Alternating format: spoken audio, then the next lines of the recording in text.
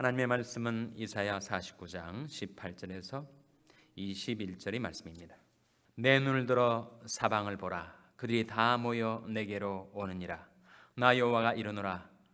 내가 나의 삶으로 맹세하노니 내가 반드시 그 모든 무리로 장식을 삼아 몸에 차며 뛰기를 신부처럼 할 것이라.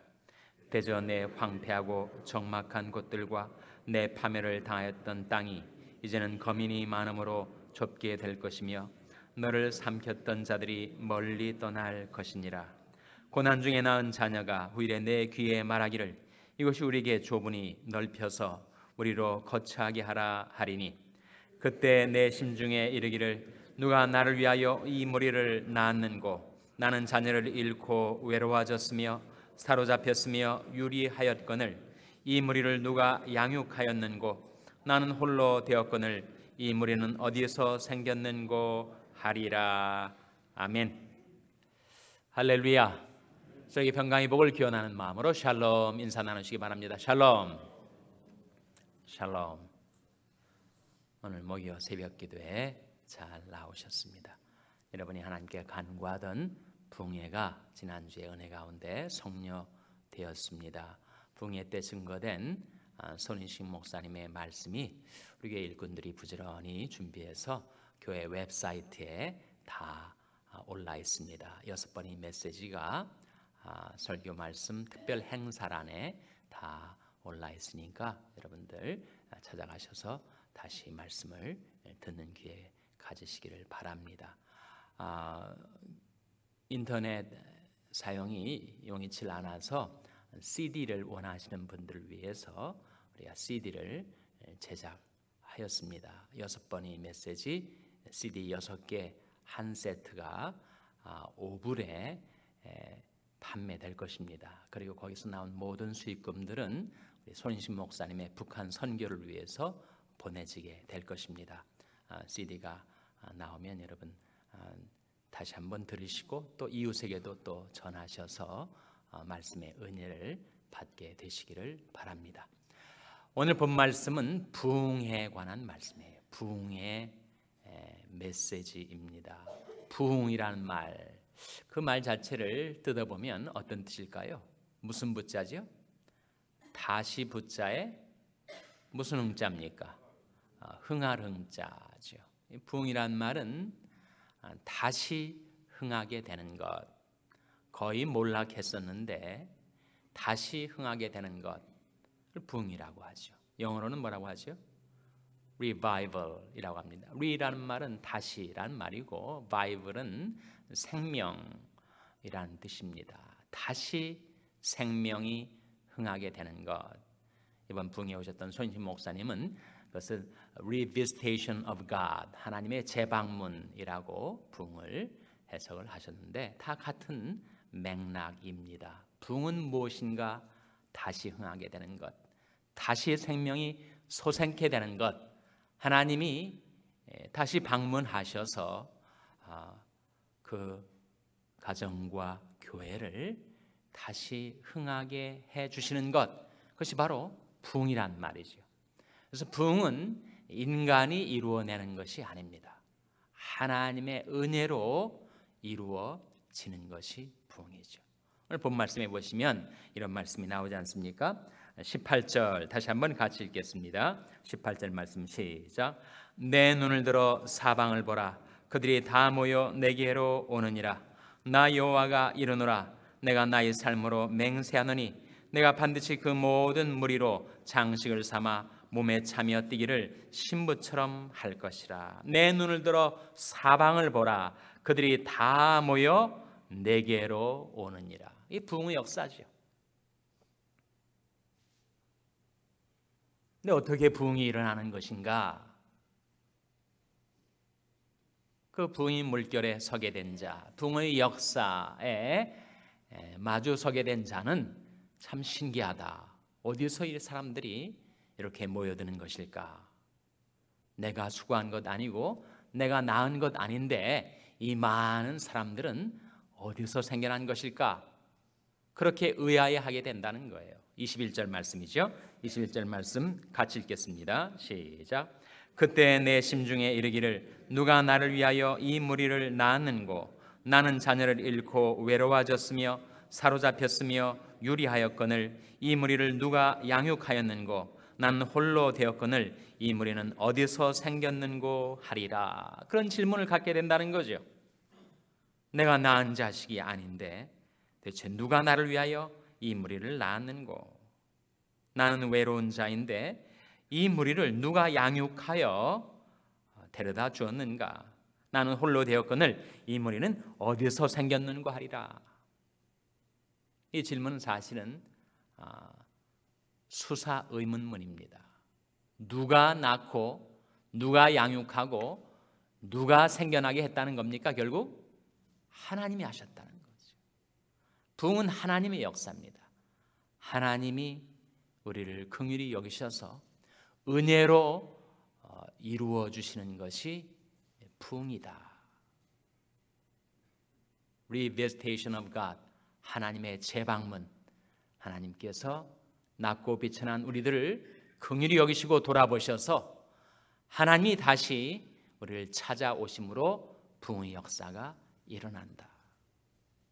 교회도 그렇고 가정도 그렇고 생업도 그렇고 나라와 민족도 마찬가지. 물론 이것은 역사적으로는 이스라엘 백성이 바벨론 포로로 잡혀가서 나라가 망하고 백성들이 지리멸렬 상태에 있었는데 하나님이 약속하신 말씀대로 예언의 말씀대로 하나님께서 그들을 다 약속의 땅으로 모아주셨죠. 그래서 이스라엘 백성 중에서 누가 바라보니까 도대체 이 많은 사람들이 어디서 생겨난 것일까? 누가 양육을 해 주신 것일까? 누가 다 모아가지고 다시 약속의 땅으로 되돌리신 것일까? 그 하나님의 역사에 그렇게 놀라워하게 된다는 것입니다. 한 가정의 부흥, 여러분 자식이 없던 집안에 7년 8년 기다리다가 자식이 생겼을 때의 그 기쁨은 이루 말할 수가 없죠. 제가 동부에서 목회할 때 저희 교회에 한 젊은 부부 가정이 있었는데 자식을 낳지 못했어요. 7년 8년이 되도록. 근데 이 사람들이 찬양팀에 조인을 해가지고 열심히 주님을 찬양하면서 그 마음에 큰 기쁨이 있었습니다. 그러던 어느 날 쌍둥이 아들이 생겼어요. 그래서 아들이 나와가지고 그 아들이 아장아장 걷던 아들이 이제 막 뛰어다니기 시작하니까 교인들이 그걸 보고 참 놀랍다. 아이를 낳지 못해서 7, 8년을 기다리던 이 부부에게 도대체 어디서 이 쌍둥이 아들이 생겼는가? 제가 그 교회 창립 40주년을 맞이해서 이번 부흥회를 갔다가 왔는데 아이들이 이제는 중고등학생이 돼가지고 쌍둥이들이 아주 커다란 아이들이 되어서 그걸 보면서 참 신기해하는 마음을 제가 가졌었습니다. 없던 집안에 자식이 생겨나는 것, 하나님의 역사, 생명에 하나님이 주신 선물 아니겠습니까? 나갔던 자식이 돌아오는 것, 부모가 할 수 있는 것은 별로 없습니다. 아무리 애타고 간절히 기다려도 속수무책, 부모가 할 일은 별로 없는데 하나님이 그 아이들의 마음을 움직이셔서 나갔던 자식을 돌아오게 하는 것이요. 이민교회가 안고 있는 최대의 숙제, 그것은 한국에 있는 고고의 교회도 마찬가지이지만 젊은 세대가 silent exodus, 소위 조용한 출애굽, 아이들이 이제 고등학교까지는 부모 때문에 할 수 없이 교회에 나오다가 대학의 광야에 들어가게 되면 아이들이 더 이상 교회를 오지 않는다는 거예요. 조용히 빠져나간다는 거예요. 그것을 silent exodus라고 누군가는 칭했습니다. 도대체 어떻게 이민 2세대, 3세대에 무슨 희망이 있단 말인가? 한국 전체의 사회의 고령화뿐만 아니라 교인들의 고령화, 그것은 심각한 우리들이 직면하고 있는 문제인데 그 문제의 해결이 어디에서 있는가? 하나님이 그들을 양육하시고 우리 손길이 닿지 않은 그 광야와 같은 곳에서도 하나님께서 그들을 지켜주시고 양육하여 주시고, 그리고 하나님의 부흥의 역사로 그들이 다시 되돌아오게 되는 것이죠.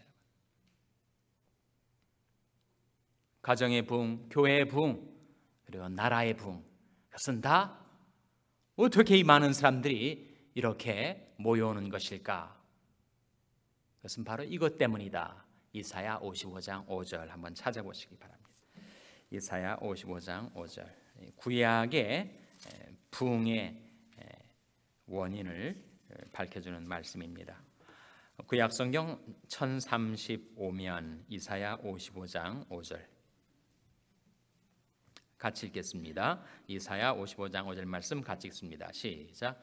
내가 알지 못하는 나라를 부를 것이며 너를 알지 못하는 나라가 내게 달려올 것은 나 여호와 내 하나님 곧 이스라엘의 거룩한 자를 인함이니라. 내가 너를 영화롭게 하였느니라. 그 수많은 나라 백성들이 그렇게 모여오게 되는 것, 무엇을 인함이라고요? 무엇을 인함이라고 했습니까? 나 여호와 내 하나님 곧 이스라엘의 거룩한 자를 인함이니라. 하나님 때문이라는 거죠. 하나님이 원인, 하나님이 이유라는 것입니다. 부흥은 하나님이 이루시는 것. 부흥의 역사는 무엇으로 말미암는가? 무엇으로 인한 것인가? 하나님으로 인하는 것이다. 구약만 그렇게 말씀하는 것 아니고 신약에서도, 신약에 우리가 주목해야 될 큰 두 교회가 있는데, 하나는 예루살렘 교회, 또 다른 하나는 뭘까요? 또 다른 하나는 바로 안디옥 교회죠. 예루살렘 교회의 부흥의 이유가 무엇인가? 사도행전 2장 47절에 하나님을 찬미하며 온 백성에게 칭송을 받으니 하나님께서 구원받는 사람들을 날마다 더하게 하시니라. 이 부흥 아니에요? 초대 예루살렘 교회의 부흥은 어떻게 일어난 것일까? 하나님을 찬미하며 온 백성에게 칭송을 받으니 주께서 구원받는 사람들을 날마다 더하게 하시니라. 부흥 역사의 주체가 누구라는 겁니까? 하나님께서 이루신 것이다. 예루살렘 교회뿐만 아니죠. 안디옥 교회가 어떻게 생성되었으며 안디옥 교회의 그 놀라운 부흥의 역사, 그래서 그 교회야말로 세계 복음화를 위해서 하나님이 쓰셨던 선교의 기지와 같은 교회죠. 거기서 파송된 인물이 바로 바울과 바나바가 아니었습니까? 그 안디옥 교회의 부흥의 역사 어떻게 일어난 것일까? 사도행전 11장 21절에 나옵니다. 한번 찾아보시기 바랍니다. 사도행전 11장 21절 말씀. 신약성경 206면 사도행전 11장 21절 말씀 찾아서 같이 읽겠습니다. 신약성경 206면 사도행전 11장 21절 말씀 같이 읽겠습니다. 시작. 주의 손이 그들과 함께 하심에 수다한 사람이 믿고 주께 돌아오더라. 수다한 사람들이 안디옥 교회로 믿고 주께 돌아왔던 이유 무엇 때문이라고요? 주의 손이 그들과 함께 하시네. 하나님께서 그 크신 팔로 사람들을 모아다가 안디옥 교회에다가 맡겨 주시는 거죠. 그래서 부흥은 하나님으로 인하여 생기는 것, 부흥은 주의 팔로, 주의 손으로, 하나님의 표심팔 강한 손으로 이루시는 하나님의 은혜의 역사.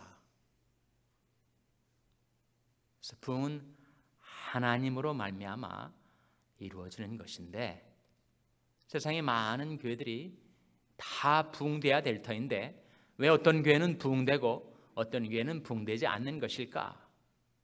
부흥은 하나님이 은혜로 주시는 것이라고 했는데 왜 그 은혜가 다 똑같이 모든 교회에 임하여 부흥되는 것이 아닐까?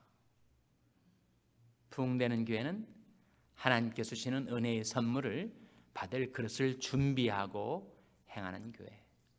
부흥되지 않는 교회는 하나님께서 은혜의 선물을 갖다 주시려 해도 준비된 그릇이 없어 그 선물을 받을 수가 없는 교회 아니겠습니까, 여러분?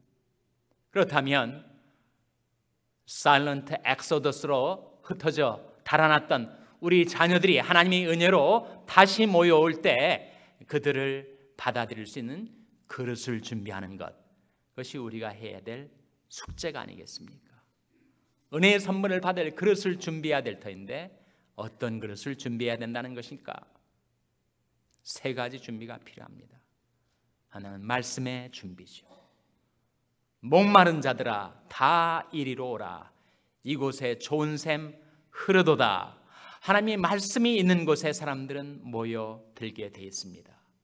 가란 영혼들은 생수가 흐르는 곳으로 모이게 되어 있죠. 우리 교회가 준비해야 될 부흥을 위한 준비, 그것은 말씀을 준비하는 것입니다. 샬롬교회 모든 성도님들 한 분 한 분이 하나님 말씀을 사랑하고 그 말씀을 즐거워하고 말씀에 창념하고 그 심령과 삶 속에 생수가 넘쳐서 세상에서 방황하던 가란 영혼들이 이곳에 오면 말씀이 샘이 흐르는구나.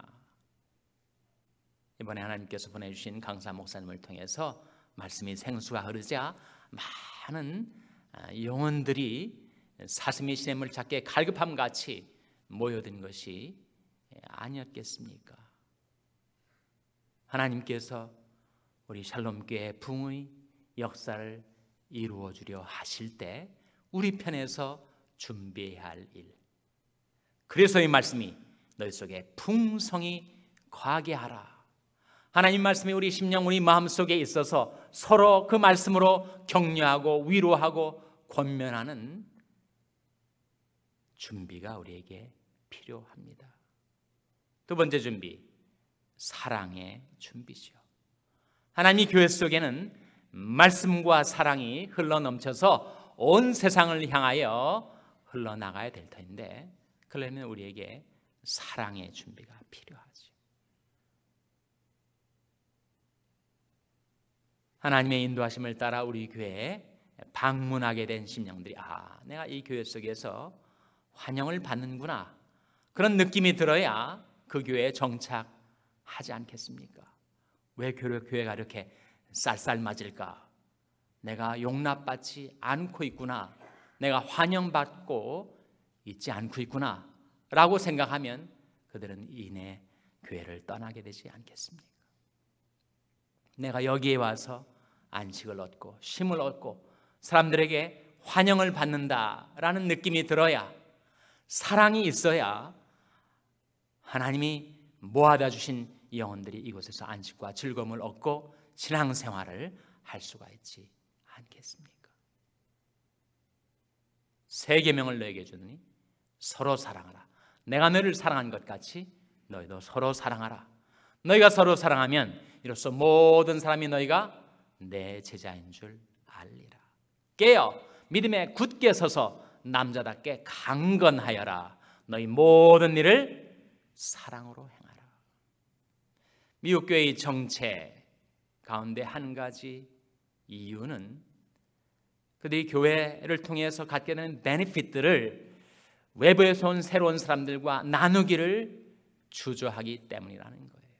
하나님의 축복을 나누는데 인색하면 그 교회의 부흥은 이루어질 수가 없습니다. 우리가 다 하나님의 은혜로 베네핏을 받고 사는 자들인데 이곳을 찾아온 사람들에게 똑같이 마음을 열고 손을 펴서 내가 주께 받은 베네핏을 즐겁게 자원적으로 나누려 마음을 가질 때 그들이 이 교회에 정착하게 되겠죠. 말씀의 준비, 사랑의 준비, 그리고 또 한 가지 준비가 필요한데 공간의 준비입니다. 오늘 본 말씀 이사야 49장으로 다시 돌아오셔서 이러한 말씀이 나옵니다. 이사야 49장 20절 말씀 우리 한번 같이 읽겠습니다. 이사야 49장 20절 말씀 같이 읽겠습니다. 시작. 고난 중에 낳은 자녀가 후일에 내 귀에 말하기를 이것이 우리에게 좁으니 넓혀서 우리로 거처하게 하라 하리니. 고난 중에 낳은 자녀가 후일에 내게 말하기를 이것이 우리에게 좁으니 넓혀서 우리로 거처하게 하라 하리니. 정말 하나님의 은혜로 이번 부흥회에 많은 사람들이 모여들었습니다. 1부, 2부, 3부 예배가 꽉 찰 정도로 이렇게 많은 사람들이 모여서 하나님의 말씀을 듣고 은혜를 받았는데, 하나님의 은혜로 우리 교회 성전이 이렇게 널찍한 공간으로 준비되었기 때문에 그 사람들을 받을 수가 있었지, 이런 공간이 준비되지 않았으면 어떻게 모일 수가 있고 어떻게 부흥회를 할 수가 있었겠습니까? 또 다 차를 타고 교회로 모여드는데 주차 공간이 없었다면 어떻게 그것이 가능했겠어요? 우리 자녀들이 하나님의 은혜로 방황하지 않고 주일이면 모여서 예배 드리고 금요일이면 모여서 찬양하고 말씀을 배웁니다. 근데 벌써 중고등부 자녀들이 모이는 예배 공간이 좁아가지고 아이들이 불편을 느끼고 있습니다. 하나님의 은혜로 많은 사람들이 우리 교회에 모여들어서 유초등부, 중고등부, 장년부 다 이미 공간이 비좁다고 느낄 정도로 하나님께서 놀라운 부흥의 역사를 이루어주고 계신데, 우리가 생각하던 이상으로 하나님이 행하시는 역사는 우리 생각하는 것과 기도하는 것에 더 넘치도록 이루어지는 것이니, 앞으로 하나님께서 사랑하신 영혼들의 구원을 위하여, 그들의 양육을 위하여 사람들을 우리 교회에 보내주실 때 그 사람들을 받아들일 수 있는 공간이 준비가 필요합니다. 십자가가 세워졌으니 십자가를 바라보고 십자가로 그래서 우리 교회 가운데 나오는 사람들이 있을 때 그들이 즐겁게 주님을 섬기며 신앙생활을 할 수 있는 공간이 준비가 우리에게 필요합니다. 그래서 오늘 본 말씀이 우리에게 깨우쳐주는 바, 부흥은 하나님의 역사다. 하나님의 은혜로 이루어지는 역사다. 하나님으로 인해서, 하나님 때문에 부흥은 오는 것이다.